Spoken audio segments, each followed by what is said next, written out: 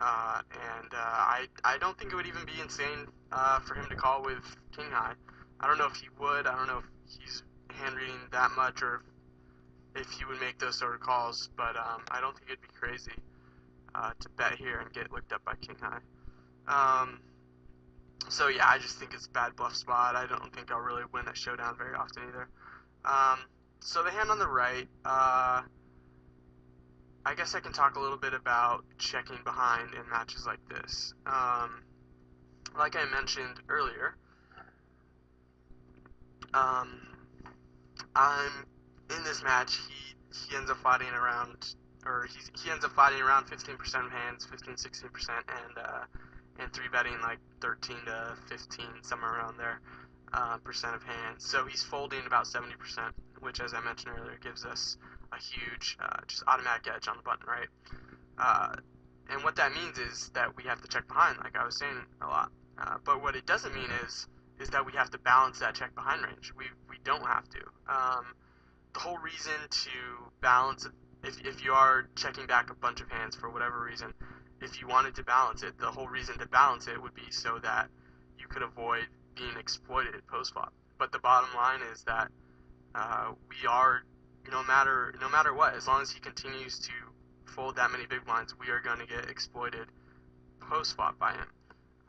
But however much he can, to whatever extent he exploits us, it can't be enough to overcome the edge he's giving up pre-flop by folding too much, because we could simply never put another dollar in the pot post-flop and still have that pre-flop edge.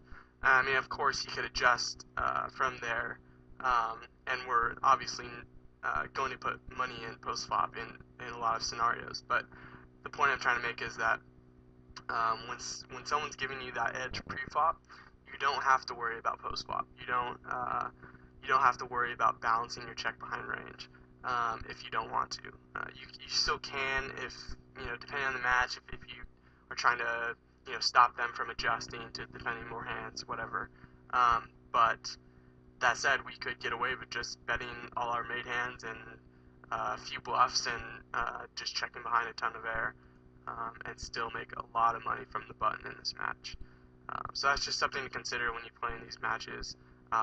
So on the right, I do decide to check behind. It's not really for balance. It's more just to, it's just kind of to control the pot. I could betting is plus EV. On the lower left, similar situation, but I have bottom pair this time. I think this is pretty clear bet on the bottom left as opposed to check.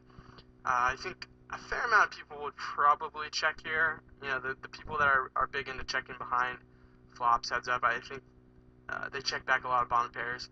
I don't really like checking back bottom pair when I am taking that strategy. I prefer to just bet it. The reason being is that bottom pair is just so much harder on most flops to get to showdown than middle pair. There's like specifically on this flop, I almost can't call any turn bets except when I hit two pair or trips. The board texture is just so bad for a pair of threes that I think I should just bet to kind of as a semi bluff, just take the pot down and also possibly hit two pair or trips on the turn or river. Yeah, I just think it's a lot better. If I had 9x, I think I'd be much more apt to check behind because there's less overcards and stuff. And we should talk about his turn lead here and kind of the implications of it for future hands.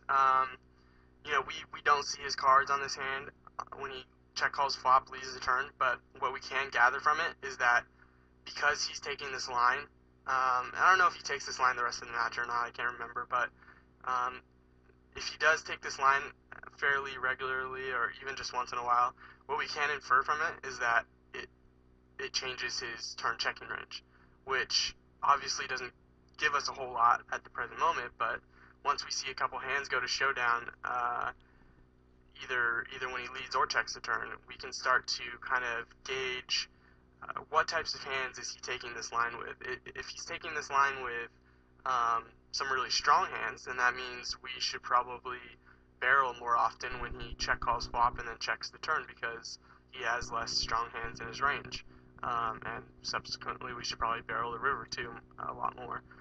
If he starts taking this line with hands like, say, I don't know, say ace-9 with no heart on this flop, then we can, obviously pretty much own him by making small turn bluff raises until he adjusts.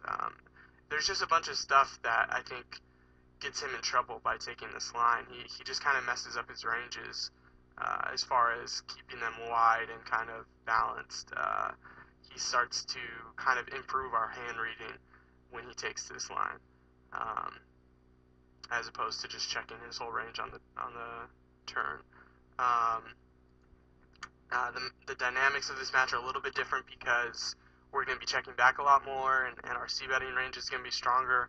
But he doesn't really know that at this point. We've only played, 20 hands. So, yeah, I mean, I just want to point that out, that when you do take lines like that, just be aware that it affects the rest of your ranges as well, and it can possibly leave you open to pretty rampant exploitation when you start taking lines that narrow your range in some way, like that one does. And that's not to say that those lines can't be good in certain spots versus certain opponents. They definitely can be. But they should be based more, I think, on specific reads or similar type stuff that you have rather than as like a default play. The ace-8 a couple hands ago on the left, I was going to check raise that flop. And I didn't get the chance though, so pretty standard hand after that. I don't think, I actually, the first two videos I made, I recorded, like in February, I think, early February, so it's been quite a while, and, since then, I think my HUD has changed a little bit. I can't remember exactly what it used to be, but, I know for sure I added the donk bet stats, as you can see,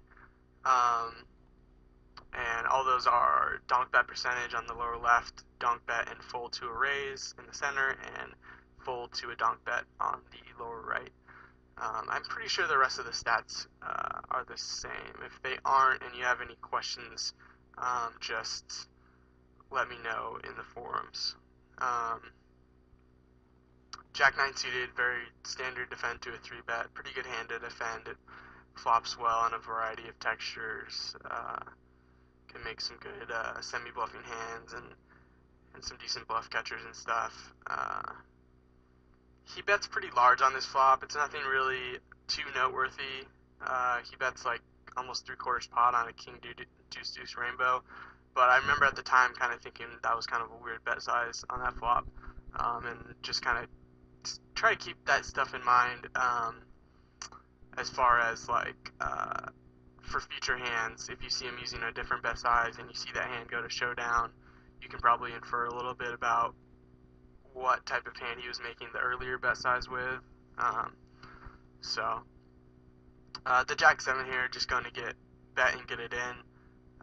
It's not a fantastic spot, but it's definitely possible he raise calls worse hands on that flop, like pocket 8s or pocket 9s or pocket 10s type stuff, as well as draws and stuff, and that's probably a little bit more of a bluff raisey type flop. Okay, so this 10-9 hand is somewhat interesting on the river. I'm pretty sure the action went the flop checked through, and I led the turn, and now I'm leading the river for value, obviously, with my 9 high flush. At the time, I thought it was a fairly close decision between value betting and check calling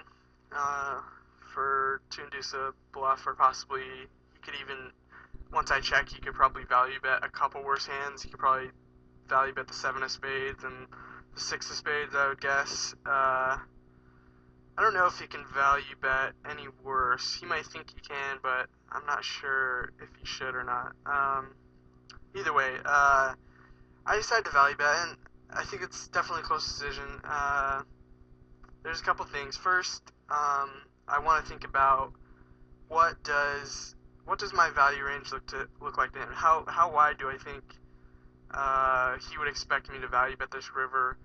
And also, what type of hands are in his